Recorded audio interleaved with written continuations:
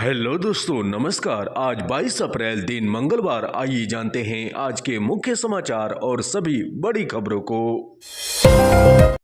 कांग्रेस के पूर्व अध्यक्ष और लोकसभा में विपक्ष के नेता राहुल गांधी की नागरिकता को लेकर सुनवाई करते हुए कोर्ट ने केंद्र सरकार को 10 दिनों का समय देते हुए सरकार से स्पष्ट रिपोर्ट मांगा है, जिसमें कोर्ट ने सरकार से पूछा है कि राहुल गांधी भारत के नागरिक हैं या नहीं। राहुल गांधी की नागरिकता को लेकर कोर्ट में अगली सुनवाई की तारीख 5 मई तय की गई है।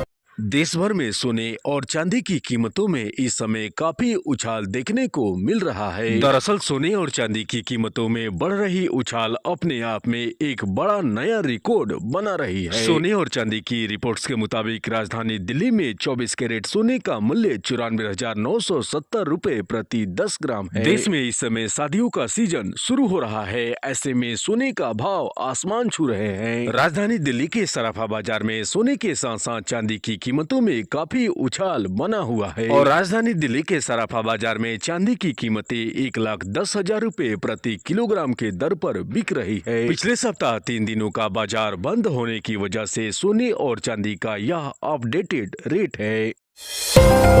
ईसाइयों के सबसे बड़े धर्म गुरु पोप फ्रांसिस का निधन हो गया है। लंबे वक्त से बीमार चल रहे पोप फ्रांसिस ने 88 साल की उम्र में अंतिम सांस ली है। पोप फ्रांसिस के निधन पर प्रधानमंत्री ने भी दुख जताया है और उनके साथ के मुलाकातों को याद किया है। और हाल ही में इटली में आयोजित G7 शिखर सम्मेलन के दौरान प्रधानमंत्री ने पोप फ्रांसिस से मुलाकात की थी और पोप फ्रांसिस से मुलाकात के दौरान प्रधानमंत्री ने उन्हें भारत आने का भी निमंत्रण दिया था। अपने संदेश में प्रधानमंत्री ने लिखा है कि भारत के लोगों के प्रति उनका स्नेह हमेशा याद रखा जाएगा। पोप फ्रांसिस को दुनिया भर के लाखों लोग हमेशा करुणा और विनम्रता के प्रतीक के रूप में याद रखेंगे।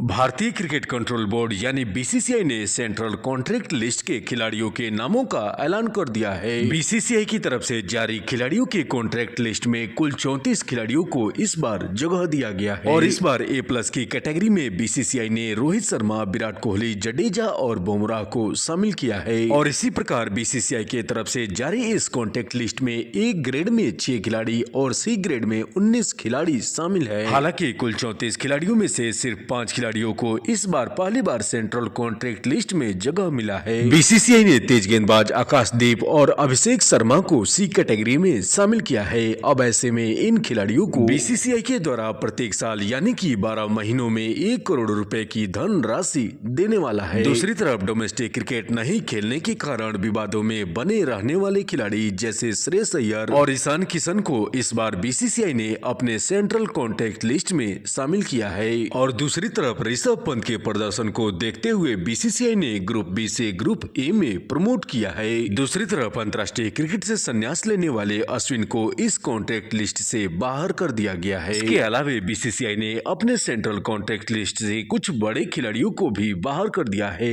और इसमें तेज गेंदबाज शार्दुल ठाकुर और जितेश शर्मा का नाम शामिल है। इन खिलाड़ियों को इस बार जगह नहीं मिला है।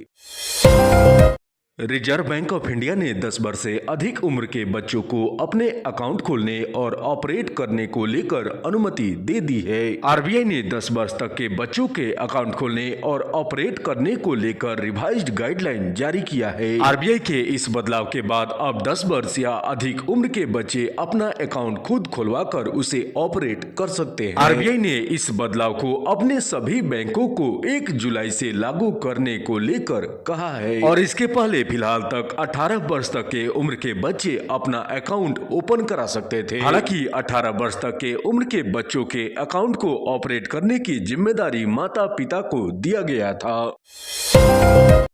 ईसाई धर्मगुरु पोप फ्रांसिस के निधन पर भारत में 7 दिनों का राजकीय शोक घोषित किया गया है। सरकार के द्वारा 3 दिवसीय राजकीय शोक घोषित किया गया है जो 22 अप्रैल से लेकर 24 अप्रैल तक चलेगा और इस दौरान भारत के सभी सरकारी भवनों पर राष्ट्रीय ध्वज आधा झुका रहेगा और इसके अलावा किसी भी तरह के आधिकारिक मनोरंजन का आयोजन भी नहीं किया जाएगा। पोप फ्रांसिस के निधन पर प्रधानमंत्री नरेंद्र मोदी ने भी गहरा दुख जताया है। पिछले कई सालों से चल रहा रूस और यूक्रेन के बीच का युद्ध अब लगभग समाप्त हो सकता है। अमेरिकी राष्ट्रपति डोनाल्ड ट्रंप की मध्यस्थता से होने वाला रूस और यूक्रेन के बीच का युद्ध अब समाप्ति के कगार पर है। दरअसल रूस के राष्ट्रपति व्लादिमीर पुतिन ने यूक्रेन के साथ द्विपक्षीय वार्ता को लेकर प्रस्ताव रखा है। इसके अलावे पुतिन ने युद्ध विराम पर अपनी तत्परता दिखाते हुए ईस्टर के मौके पर भी युद्ध विराम का ऐलान किया है। और इससे पहले अमेरिकी राष्ट्रपति ट्रंप ने कहा था कि अगर रूस और यूक्रेन के बीच चल रही वार्ता में प्रगति नहीं होगा तो अमेरिका रूस और यूक्रेन के बीच मध्यस्थता से पीछे हट सकता है। हालांकि अमेरिकी राष्ट्रपति ट्रंप के इन दबाव के बाद भी रूस अपनी मांगों पर अड़ा हुआ है और जिसके तहत यूक्रेन को अपने सभी क्षेत्र लौटाना होगा जिसे पुतिन ने अधिग्रहित कहा है। और इसके अलावा पुतिन ने यूक्रेन को अस्थायी रूप से तटस्थ राष्ट्र बनने को भी कहा है। और रूसी राष्ट्रपति पुतिन के इन बातों को यूक्रेन ने आत्मसमर्पण जैसा बताया है। और इस पर प्रतिक्रिया देते हुए यूक्रेन ने कहा है कि ऐसा करना उसे फिर से असुरक्षित देश बना देगा।